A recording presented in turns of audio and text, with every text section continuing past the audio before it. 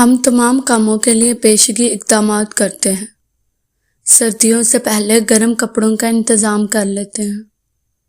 گرمیوں سے پہلے ٹھنڈک کا انتظام کر لیتے ہیں، صبح ہوتے ہی دوپہر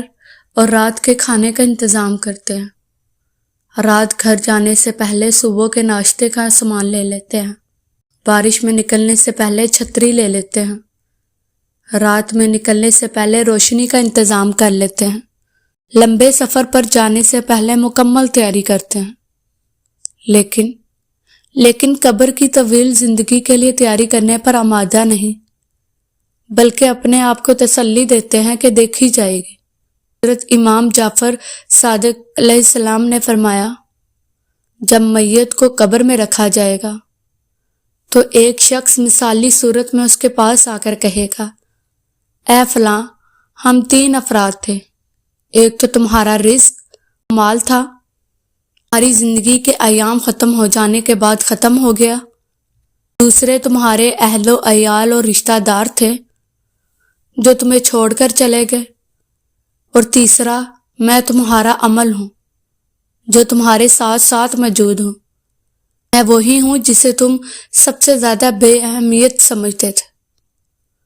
محرومین کے لیے بہترین ہدیہ نبی کریم صلی اللہ علیہ وآلہ وسلم نے ارشاد فرمایا، قبر میں مردہ کی حالت ایسی ہے کہ جیسا کہ کوئی شخص ڈوب رہا ہو اور کسی کو پکار رہا ہو کہ کوئی اس کا ہاتھ پکڑ کر پانی سے باہر نکال لے۔ چنانچہ وہ مردہ ہر وقت اس بات کا منتظر رہتا ہے، اس کے باپ کی طرف سے یا اس کی ماں کی طرف سے یا اس کے بھائی کی طرف سے یا اس کے دوست کی طرف سے اس کو دعا پہنچے۔ بس جب اسے کسی کی طرف سے دعا پہنچتی ہے تو یہ دعا کا پہنچنا اس کے لیے دنیا اور دنیا کی تمام چیزوں سے محبوب ہوتا ہے۔ اللہ تعالیٰ قبر والوں کو دنیا والوں کی طرف سے دعا کا ثواب پہاڑ کی مانند یعنی بہت زیادہ ثواب پہنچاتا ہے، اور زندوں کی طرف سے مردوں کے لیے بہترین ہدیہ استغفار ہے۔ حضور صلی اللہ علیہ وآلہ وسلم نے ارشاد فرمایا، پیر اور جمعرات کو اللہ عز و جل کے حضور اعمال پیش ہوتے ہیں، وہ نیکیوں پر خوش ہوتے ہیں اور ان کے چہروں کی صفائی اور یعنی چمک دھمک تابش بڑھ جاتی ہے۔ تو اللہ سے ڈرو اور اپنے وفات پانے والوں کو اپنے گناہوں سے رنج نہ پہنچاؤ۔ بعض لوگوں کا خیال ہے کہ میت کی روح 40 دن تک گھر آتی ہے،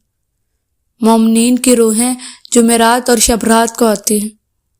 حالانکہ مردے برزخی زندگی سے وابستہ ہیں۔ عالم برزخ کا عالم دنیا سے کوئی تعلق نہیں، ان مردوں کے درمیان ایک پردہ ہے جو قیامت تک رہے گا۔ رسول اللہ صلی اللہ علیہ وآلہ وسلم نے فرمایا، جب مردہ کو لوگ اٹھا کر چلتے ہیں تو اگر وہ نیک ہوتا ہے تو وہ کہتا ہے مجھے جلدی آگے بڑھاؤ، اگر وہ گناہ گار ہوتا ہے تو وہ کہتا ہے ارے میری ہلاکت آئی، مجھے کہاں لے جا رہے ہو۔ اس کی آواز کو جن و انس کے سوا اللہ تعالیٰ کی تمام مخلوق سنتی ہے۔ اگر اس کی آواز انسان سن لے تو بے ہوش ہو جائے۔ اللہ تعالیٰ نے ملک الموت سے پوچھا، تجھ کو کس بندے کی روح قبض کرتے وقت کبھی رحم بھی آیا یا نہیں؟ ملک الموت نے عرض کیا، اللہ رب العزت، مجھ کو 2 انسانوں کی جان نکالنے میں بہت دکھ ہوا تھا، اگر تیرا حکم نہ ہوتا تو میں ہرگز ان کی جان نہ نکالتا۔ ارشاد ہوا، بتاؤ وہ 2 لوگ کون تھے؟ عرض کیا، ایک تو وہ بچہ تھا جو نیا پیدا ہوا تھا اور اپنی ماں کے ساتھ جہاز کے ٹوٹے ہوئے تختے پر بے سر و سامانی کی حالت میں بحر بیکراں میں تہرا جا رہا تھا۔ اس وقت اس بچے کا واحد سہارا تمام کائنات میں اس کی ماں تھی، تو مجھے حکم ہوا کہ اس کی ماں کی روح قبض کر لے۔ اس وقت مجھے اس بچے پر حد بے حد رحم آیا، کیونکہ اس بچے کا اس کی ماں کے سوا کوئی دوسرا خبرگیر نہ تھا، اور بھوکا پیاسا بچہ اپنی ماں کے دودھ کے لیے ترس رہا تھا، اور باری تعالیٰ دوسرا ایک بادشاہ تھا جس نے ایک شہر کمال آرزو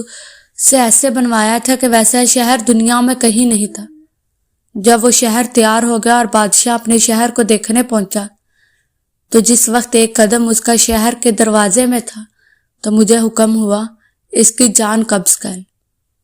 کہ وہ بادشاہ کیا کچھ حسرتیں اپنے دل میں لے گیا ہوگا۔ اللہ تعالیٰ نے فرمایا، اسرائیل تمہیں ایک ہی شخص پر 2 بار رحم آیا ہے، کیونکہ یہ بادشاہ وہی بچہ شداد تھا جس کو ہم نے بغیر ماں باپ کے بنا کسی سہارے کے سمندر کی تیز و تن لہروں اور طوفانوں میں بھی محفوظ رکھا اور اس کو